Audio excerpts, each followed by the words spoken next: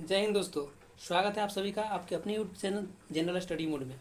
चलिए यार, आज हम लोग शुरू करते हैं। आज का क्लास जो होगा वह 15वां क्लास होगा। जो रेलवे सामान्य विज्ञान का हम लोग जो रिवीजन कर रहे हैं उसका 15वां क्लास है आज। और आज 94 से लेके और 99 तक का आज होगा, मॉडल सेट का रिवीजन होगा। चलिए हम लोग शुरू करते हैं। मॉडल सेट 94 से शुरू करते हैं। पहला प्रश्न यहाँ पर मॉडल सेट 94 का पहला प्रश्न है, जीवाणु जनित रोग मुख्यतः कौन कौन से है। तो जीवाणु जनित रोग, कुछ प्रमुख रोग इसमें दिया गया है।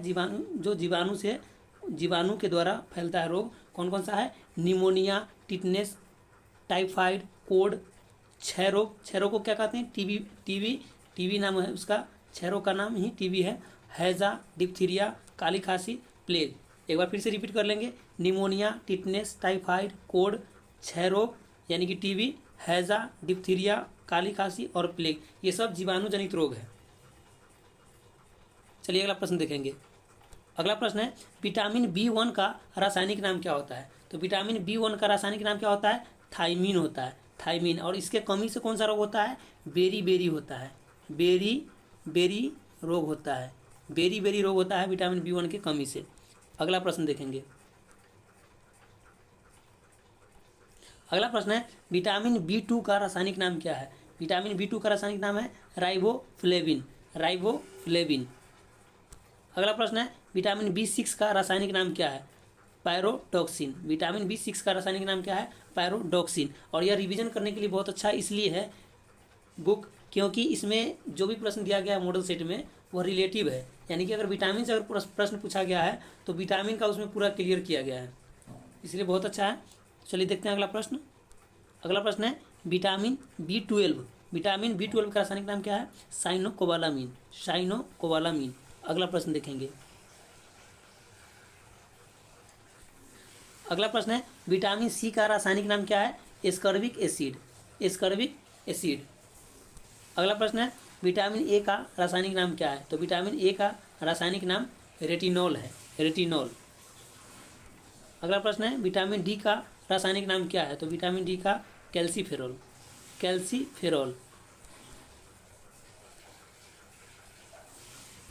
अगला प्रश्न है, विटामिन E का रासायनिक नाम क्या है?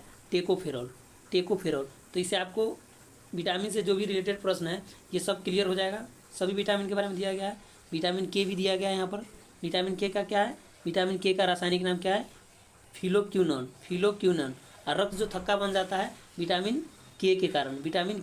अगर विटामिन K की कमी रहेगी तो रक्त जो है वह, जैसे शरीर में कहीं भी चोट लगने पर या कट जाने पर जो रक्त थक्का नहीं बनता है वह विटामिन K की कमी के कारण नहीं बनता है। अगला प्रश्न है, ऑस्टियोलॉजी में किसका अध्ययन किया जाता है। तो ऑस्टियोलॉजी में हड्डियों का अध्ययन किया जाता है। हड्डी के बारे में अध्ययन करते हैं किसमें? ऑस्टियोलॉजी में करते हैं। अगला प्रश्न है, जंतु विज्ञान का जनक किसे कहा जाता है, यानी कि फादर ऑफ जियोलॉजी किसे कहते हैं? अरस्तु को। जंतु विज्ञान का जनक किसे कहते हैं? अरस्तु को कहते हैं। अगला प्रश्न है, चिकित्सा शास्त्र का जनक किसे कहते हैं, यानी कि फादर ऑफ मेडिसिन। चिकित्सा शास्त्र का जनक किसे कहते हैं?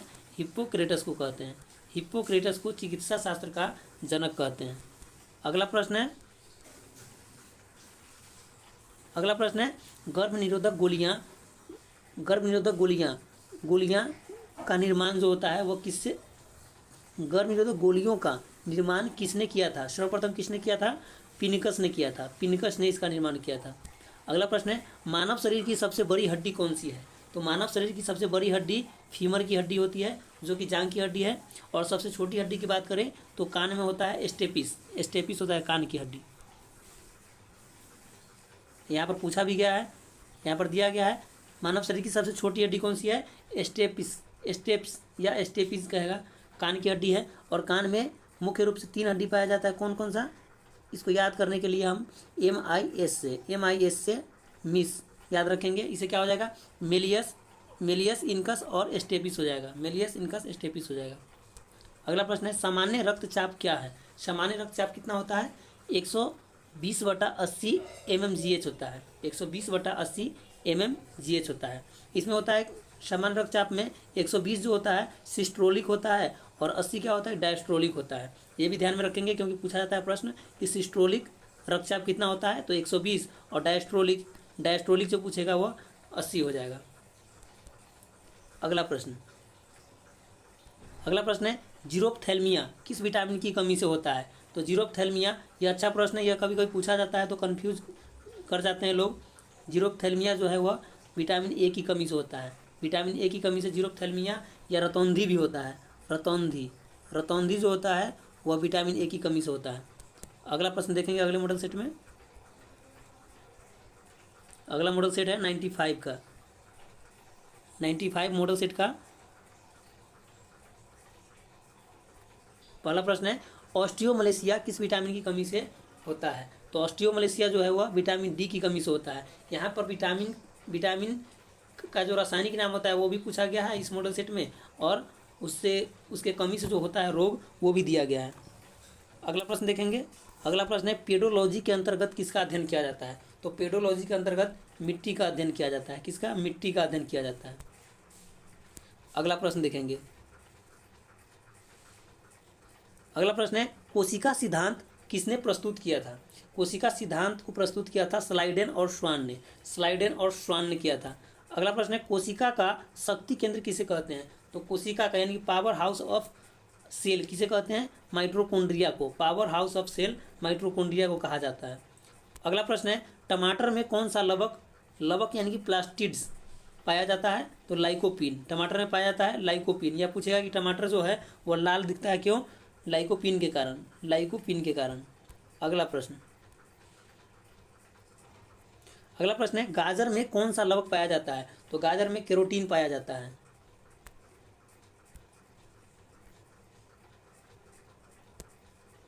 गाजर में केरोटीन पाया जाता है, केरोटीन। अगला प्रश्न है चुकंदर में कौन सा लवक पाया जाता है, तो चुकंदर में विटामिन पाया जाता है। गाजर में केरोटीन, चुकंदर में विटामिन पाया जाता है। अगला प्रश्न आत्महत्या की थैली किसे कहते हैं, तो आत्महत्या की थैली लाइसोसोम को कहा जाता है। लाइसोसोम को आत्महत्या की थैली कहा जाता है। अगला प्रश्न देखेंगे। लाइसोसोम को आत्महत्या की थैली कहा जाता है, और इसकी खोज किसने किया था? डी डुबे ने किया था। डी डुबे ने किया था। कब? 1955 में किया था। 1955 में डी डुबे ने लाइसोसोम की खोज की थी, और लाइसोसोम को आत्महत्या की थैली कहा जाता है। अगला प्रश्न है डीएनए का कार्य क्या है, डीएनए का इसका फुल फॉर्म क्या होता है? डीऑक्सी न्यूक्लिक एसिड होता है इसका पूर्ण रूप। और इसका कार्य क्या होता है? यह डीएनए सभी अनुवांशिक क्रियाओं का संचालन करता है तथा यह प्रोटीन संश्लेषण को नियंत्रित करता है। यानी कि सभी अनुवांशिक क्रियाओं को डीएनए के द्वारा किया जाता है, और प्रोटीन का संश्लेषण किया जाता है। प्रोटीन का संश्लेषण और अनुवांशिक क्रियाओं का संचालन कौन करता है? डीएनए करता है।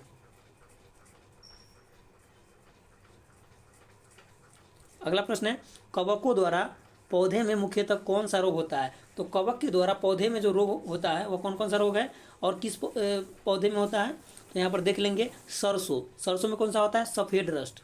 सरसों में सफ़ेद रस्ट होता है कवक की कमी के कारण, और होता है। और गेहूं का कीहू रोग होता है। आलू का अंगमारी रोग होता है कवक के कारण।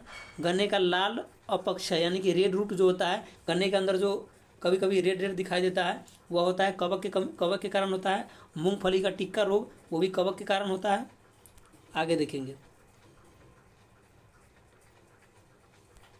अगला प्रश्न है चीर के पेड़ से कौन सा तेल निकाला जाता है, तो चीर के पेड़ से तारपीन का तेल निकाला जाता है। अगला प्रश्न है देवदार की लकड़ी से कौन सा तेल निकाला जाता है? सेड्रस का तेल। देवदार की लकड़ी से सेड्रस का तेल निकाला जाता है, और चीर के पेड़ से तारपीन का तेल निकलता है। अगला प्रश्न है HIV का पूरा नाम क्या होता है, तो HIV का पूरा नाम होता है human immunodeficiency syndrome. Human immunodeficiency virus होता है। ह्यूमन इम्यूनोडिफिशियंसी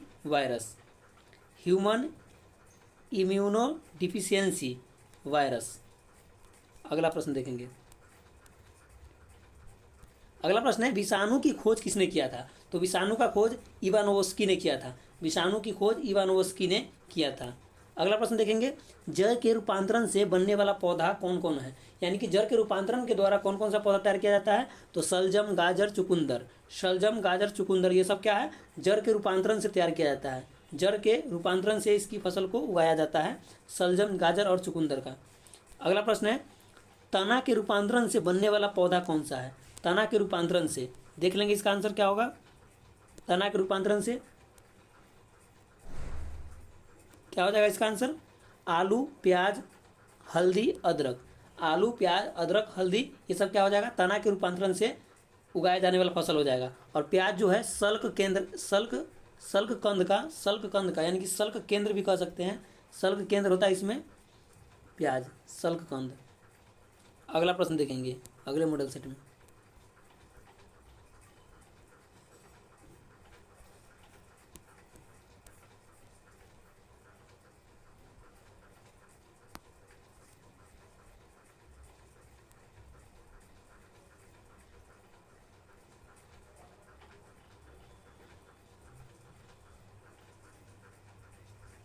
मॉडल सेट 96 देखेंगे। 96 का पहला प्रश्न है, जाइलम का क्या कार्य होता है? तो जाइलम क्या कार्य करता है? जाइलम पौधे में जड़ से, इनका कार्य क्या होता है? जड़ से अवशोषित जल एवं खनिज लवण को सभी भागों में पहुंचाना। यानी कि पौधे के जड़ से खनिज लवण को और जल को सभी भागों में पहुंचाना कार्य होता है जाइलम का। और फ्लोएम भी दिया गया है यहाँ पर। फ्लोएम का क्या कार्य होता है? तो फ्लोएम जो है खाद्य पदार्थ को यानी कि भोजन को पौधे के अन्य भागों में पहुंचाता है, भोजन को अन्य भागों में पहुंचाता है पौधे के। अगर याद नहीं अगर रहेगा, अगर कन्फ्यूजन अगर होता होगा कि जाइलम और फ्लोएम में, तो यहाँ पर ध्यान देंगे फ्लोएम जो है एफ से होता है, यानी कि हम एफ फॉर क्या फूड भी कह सकते हैं। फूड यानी कि भोजन होता है। तो भोजन को कौन पहुँचाता है? भोजन को पौधे के सभी भाग में फ्लोएम पहुँचाता है। फ्लोएम यानी कि एफ यानी कि फूड। ध्यान रखिएगा, कोडिंग करके याद रखिएगा तो हमेशा के लिए याद रहेगा। फ्लोएम क्या करता है? पौधे में भोजन का परिवहन करता है, यानी कि भोजन पौधे के अन्य भागों में लेके जाता है। अगला प्रश्न देखेंगे। अगला प्रश्न है, कौन सा भूमिगत जल पौधों द्वारा ग्रहण किया जाता है? कौन सा भूमिगत जल पौधे द्वारा ग्रहण किया जाता है? केशिका जल।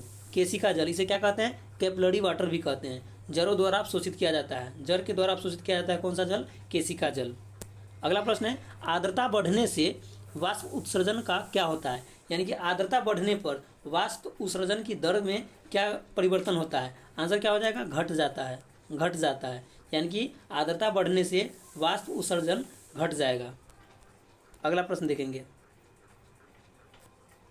अगला प्रश्न है, हवा तेज होने पर वाष्प उत्सर्जन क्या होता है? तो हवा तेज होने पर वाष्प उत्सर्जन तेज हो जाता है। तापमान बढ़ने से वाष्प उत्सर्जन पर क्या प्रभाव पड़ता है? बढ़ जाता है। यानी कि आर्द्रता बढ़ेगा तो वाष्प उत्सर्जन घट जाएगा, लेकिन हवा और तापमान बढ़ने से इसकी गति बढ़ जाएगी, वाष्प उत्सर्जन की गति बढ़ जाएगी हवा और तापमान के बढ़ने से। अगला प्रश्न देखेंगे। अगला प्रश्न है, पौधे की वृद्धि के लिए कितने आवश्यक तत्वों की आवश्यकता होती है? तो पौधे की वृद्धि के लिए 16 तत्वों की आवश्यकता होती है। 16 तत्वों की आवश्यकता होती है। अगला प्रश्न है, जैविक खाद जिसे हम बायो फर्टिलाइजर कहते हैं के रूप में किसका प्रयोग किया जाता है? एजोला का। जैविक खाद के रूप में किसका प्रयोग करते हैं? एजोला का प्रयोग करते हैं, एजोला का। अगला प्रश्न देखेंगे। अगला प्रश्न है, अंतर्राष्ट्रीय चावल अनुसंधान केंद्र कहाँ पर है? अंतर्राष्ट्रीय चावल अनुसंधान केंद्र कहाँ पर है? मनीला यानी कि फिलीपींस में है। फिलीपींस देश में है, मनीला में। फिलीपींस देश के मनीला में है अंतर्राष्ट्रीय चावल अनुसंधान केंद्र। और राष्ट्रीय चावल अनुसंधान केंद्र कहाँ है? कटक में है। कटक कहाँ है? उड़ीसा में। अगला प्रश्न है, प्रकृति में कार्बन डाइऑक्साइड की मात्रा कितनी होती है? यानी कि प्रकृति में अगर देखा जाए वायुमंडल में प्रकृति में कार्बन डाइऑक्साइड की मात्रा तो 0.03% होता है। प्रकृति में कार्बन डाइऑक्साइड जो है वह कितना होता है? 0.03%। और पानी में कार्बन डाइऑक्साइड की मात्रा अगर पूछा जाए, पानी में कार्बन डाइऑक्साइड की मात्रा कितनी होती है? आंसर क्या हो जाएगा? 0.3%। 0.3% पानी में कार्बन डाइऑक्साइड की मात्रा। और प्रकृति में पूछे तो 0.03%। 0.03%। अगला प्रश्न देखेंगे। अगला प्रश्न है जिब्रेलिन की कार्य क्या होता है, यानी कि जिब्रेलिन जो है वह क्या कार्य करता है, बौने पौधे को लंबा करता है, बौने पौधे को लंबा करता है जिब्रेलिन। अगला प्रश्न देखेंगे। अगला प्रश्न है पौधे में जीवाणु जनित रोग कौन कौन से है, यानी पौधे में हम लोग इससे पहले देखे हैं कि पौधे में कवक के द्वारा होने वाला रोग, तो पौधे में कवक के द्वारा होने वाला रोग था क्या, गन्ना में रेड रूट था, मूंग में था टिक्का रोग था, सरसों में था सरसों का रोग था, ये सब रोग था। अभी देखेंगे जीवाणु जनित रोग होने वाला पौधे में, तो जीवाणु जनित क्या है, आलू का सैथिल रोग, आलू का सैथिल रोग, यानी कि आलू का अंगमारी रोग जो होता है वह कवक के कारण होता है। यहाँ पर है आलू का सैथिल रोग, यह जीवाणु के कारण होता है, ध्यान में रखना होगा। यहाँ धान का अंगमारी रोग, यानी कि यहाँ पर धान का अंगमारी रोग है, वहाँ पर आलू का अंगमारी रोग है, तो इसमें कन्फ्यूजन मत होइएगा। धान का अंगमारी रोग जो है वह जीवाणु के कारण होता है। साइट्रस कैंसर रोग, ये सब क्या है, जीवाणु जनित रोग है। अगला प्रश्न, जीन शब्द का प्रयोग सबसे पहले किसने किया था, तो जीन शब्द का प्रयोग जो है सबसे पहले जोहानसन ने किया था, जोहानसन ने किया था जीन शब्द का सबसे पहले प्रयोग। अगला प्रश्न देखेंगे। अगला प्रश्न है वनस्पति विज्ञान के जनक किनको कहा जाता है, तो वनस्पति विज्ञान के जनक थियोफ्रेस्टस है, वनस्पति विज्ञान के जनक थियोफ्रेस्टस। और चिकित्सा शास्त्र का जनक अगर कहेगा तो हिप्पोक्रेटस हो जाएगा, हिप्पोक्रेटस। अगला प्रश्न, कालाजार एवं त्वचा रोग किससे होता है, तो कालाजार और त्वचा रोग जो है बालू मक्खी यानी कि सैंड फ्लाई के काटने से होता है, बालू मक्खी यानी कि सैंड फ्लाई के काटने से होता है। अगला प्रश्न देखेंगे। अगला प्रश्न है ट्रिप्नोसोमा, जिसे क्या कहते हैं, निद्रा रोग कहते हैं। ट्रिप्नोसोमा यानी कि निद्रा रोग किसके काटने से होता है, तो निद्रा रोग जो होता है वह सीसी मक्खी के काटने से होता है, सीसी मक्खी या खटमल के द्वारा होता है, सीसी मक्खी या खटमल के द्वारा होता है निद्रा रोग, निद्रा रोग। अब मॉडल सेट 97 देखेंगे हम लोग। 97 पहला प्रश्न है इसका, जीव विज्ञान का पिता किसे कहा जाता है, आंसर क्या हो जाएगा, जीव विज्ञान का पिता अरस्तु, अरस्तु को कहा जाता है। अगला प्रश्न है घर्षण बल, घर्षण बल क्या है, असंरक्षित बल है, घर्षण बल असंरक्षित बल है, असंरक्षित बल है। अगला प्रश्न देखेंगे। अगला प्रश्न है जैव विकास को सर्वप्रथम किसने समझाया था, आंसर क्या हो जाएगा, लैमार्क ने, जैव विकास को सर्वप्रथम किसने समझाया था, लैमार्क ने समझाया था।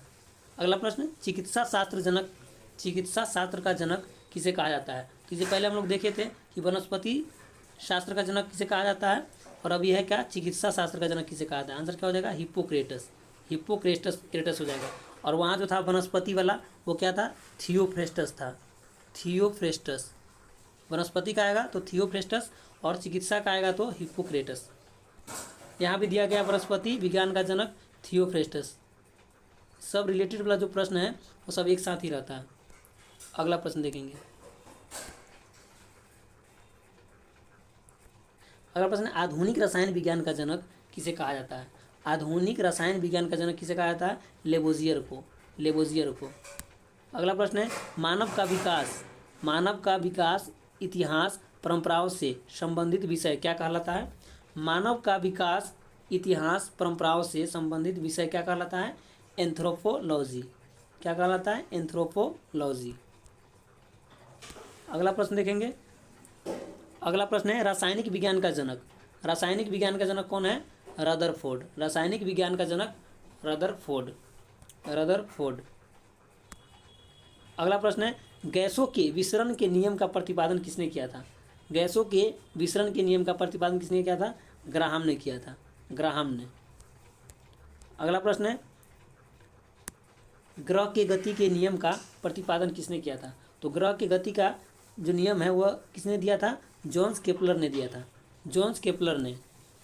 अगला प्रश्न है ई बराबर mc² का समीकरण किसके द्वारा दिया गया था, आंसर क्या हो जाएगा, अल्बर्ट आइंस्टीन के द्वारा, अल्बर्ट आइंस्टीन के द्वारा। इसमें ई जो है एनर्जी यानी कि ऊर्जा को प्रदर्शित करता है, और एम जो है द्रव्यमान को प्रदर्शित करता है, द्रव्यमान को, और सी जो है प्रकाश के वेग को, प्रकाश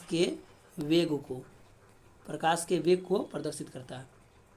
अगला प्रश्न है जड़त्व के नियम की खोज किसने किया था, तो जड़त्व के नियम की खोज गैलीलियो ने किया था, गैलीलियो ने किया था। अगला प्रश्न देखेंगे गुरुत्वाकर्षण के नियम के प्रतिपादन किसने किया था, यानी कि गुरुत्वाकर्षण के नियम का प्रतिपादन किसके द्वारा किया गया था? न्यूटन के द्वारा, न्यूटन के द्वारा। अगला प्रश्न है, प्राकृतिक वर्ण सिद्धांत के प्रतिपादक कौन है? प्राकृतिक वर्ण सिद्धांत के प्रतिपादक कौन है? Charles Darwin, Charles Darwin. अगला प्रश्न, उत्परिवर्तन का सिद्धांत किसने दिया था? उत्परिवर्तन का सिद्धांत किसने दिया था? ह्यूगो डी व्रिज ने, ह्यूगो डी व्रिज ने। अगला प्रश्न है, नेचुरल सिलेक्शन का सिद्धांत किसने दिया था? नेचुरल सिलेक्शन का सिद्धांत चार्ल्स डार्विन के द्वारा दिया गया था, चार्ल्स डार्विन के द्वारा। अगला प्रश्न, विकास के सिद्धांत के प्रतिपादक कौन है? Charles Darwin. विकास के सिद्धांत के प्रतिपादक Charles Darwin, natural selection Charles Darwin. अगला प्रश्न, अनुवांशिकी के जन्मदाता कौन है? अनुवांशिकी के जन्मदाता Gregor Mendel, John Gregor Mendel.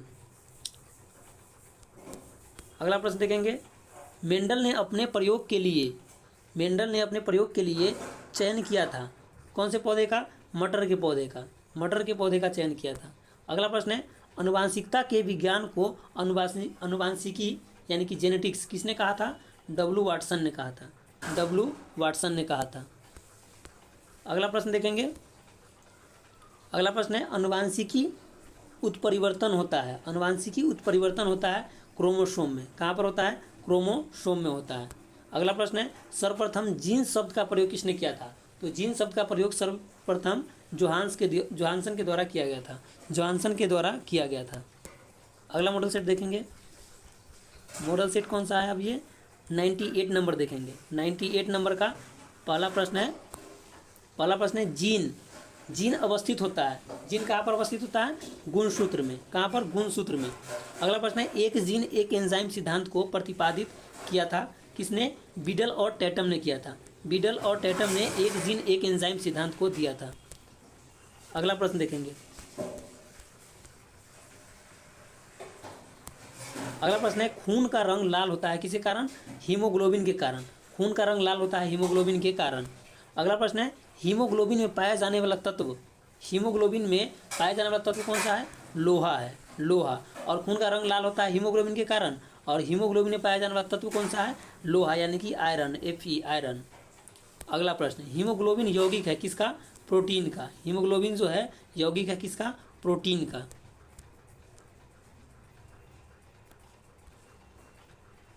अगला प्रश्न है, खून थक्का नहीं जमता है किसमें? तो हीमोफीलिया रोग में। हीमोफीलिया रोग में खून जो है वह थक्का नहीं जमता, यानी कि चोट लगने पर या कट जाने पर जो रक्त जो निकलता है वह जमता नहीं है हीमोफीलिया रोग रहने पर।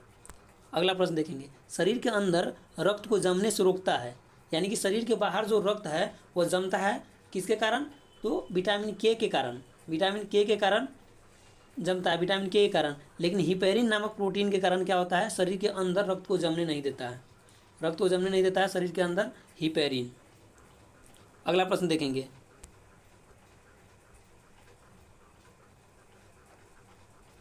अगला प्रश्न है, हिपेरिन नामक प्रोटीन का उत्पादन कहाँ होता है? यकृत द्वारा होता है। हिपेरिन नामक प्रोटीन जो है उसका उत्पादन कहाँ होता है? यकृत में होता है, यकृत में। अगला प्रश्न देखेंगे, रक्त को थक्का जमने में सहायक होता है कौन?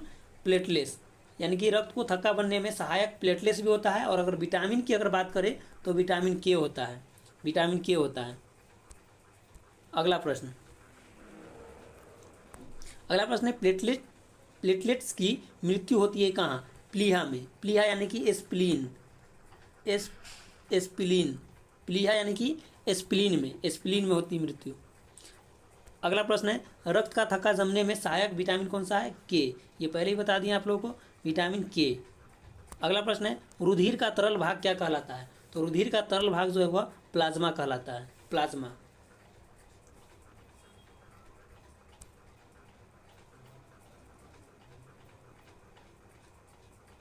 अगला प्रश्न देखेंगे,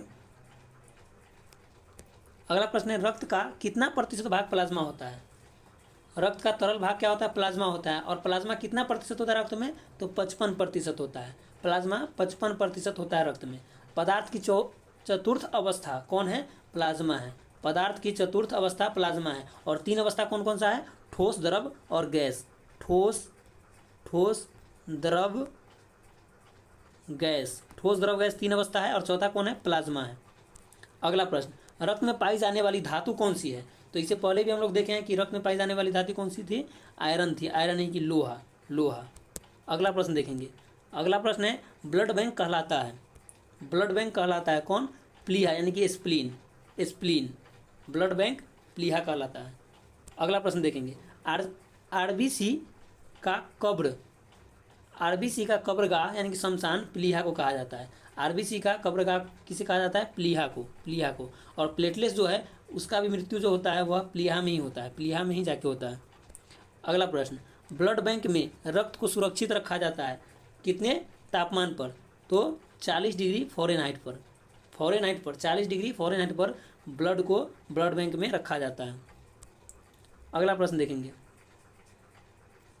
अगला प्रश्न है रक्त समूह होते हैं, रक्त समूह कितने होते हैं, 4 होते हैं, रक्त समूह 4 होते हैं। कौन कौन सा, A B A B O जो होता है वो क्या होता है, सर्वदाता रक्त समूह होता है। ए बी क्या होता है, सर्वग्राही रक्त समूह होता है। अगला प्रश्न रक्त समूह की खोज किसने किया था, कार्ल लैंडस्टीनर ने, रक्त समूह की खोज कार्ल लैंडस्टीनर ने किया था। अगला प्रश्न सर्वदाता रक्त समूह कौन सा है, यहाँ पर बता दिए आपको, सर्वदाता कौन हो जाएगा, ओ हो जाएगा। ओ में भी अगर पूछा जाएगा कभी कभी ओ निगेटिव होता है, क्या होता है, ओ निगेटिव होता है। अगला प्रश्न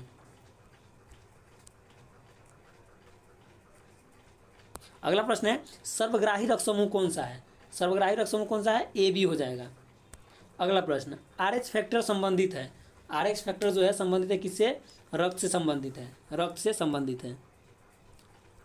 अगला प्रश्न देखेंगे अगले मॉडल सेट में, और यह लास्ट मॉडल सेट है आज की क्लास का, आज 15वें क्लास का लास्ट मॉडल सेट है, 99 नंबर मॉडल सेट। हम लोग 99 मॉडल सेट यानी कि 98 मॉडल सेट अभी तक हम लोग ख़त्म कर चुके हैं, आज 99 हो जाएगा। आप लोग अगर रिवीजन कर रहे होंगे तो कहीं भी अगर प्रैक्टिस सेट में अगर लगा रहे होंगे तो प्रश्न आता होगा इसमें का, अगर प्रश्न तो फंसता नहीं होगा कहीं। रिवीजन करने का मतलब है कि जब आपके सामने, नज़र के सामने अगर प्रश्न आए तो डायरेक्ट आंसर निकलना चाहिए, उसका सोचना नहीं पड़ेगा। चलिए देखते हैं अगला प्रश्न क्या है, आरएच फैक्टर के खोजकर्ता, आरएच फैक्टर किससे संबंधित है, रक्त से संबंधित है। इसके खोजकर्ता कौन है, तो लैंडस्टीनर एवं वीनर, लैंडस्टीनर एवं वीनर। अगला प्रश्न रक्तचाप नियंत्रित होता है किस ग्रंथि से, रक्तचाप जो है वह नियंत्रित होता है एड्रीनल ग्रंथि से, एड्रीनल ग्रंथि से। और रक्तचाप को मापा जाता है किसमें, तो स्फिग्नोमैनोमीटर के द्वारा मापा जाता है, स्फिग्नोमैनोमीटर के द्वारा मापा जाता है। अगला प्रश्न रक्त को शुद्ध करता है, यानी कि रक्त की जो शुद्धिकरण होती है वो कहाँ पर, किडनी में होती है, किडनी में।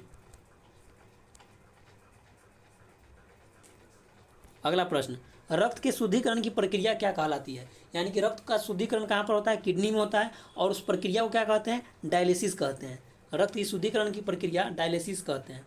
अगला प्रश्न मूत्र का निर्माण कहाँ पर होता है, वृक्क में होता है, मूत्र का निर्माण वृक्क में होता है, वृक्क, वृक्क यानी कि किडनी में होता है। मूत्र का निर्माण किडनी में होता है और रक्त का शुद्धिकरण भी किडनी में होता है, और शुद्धिकरण की प्रक्रिया को डायलिसिस कहते हैं। अगला प्रश्न वृक्क यानी कि किडनी का भार कितना होता है, 150 ग्राम, किडनी का भार कितना होता है, 150 ग्राम।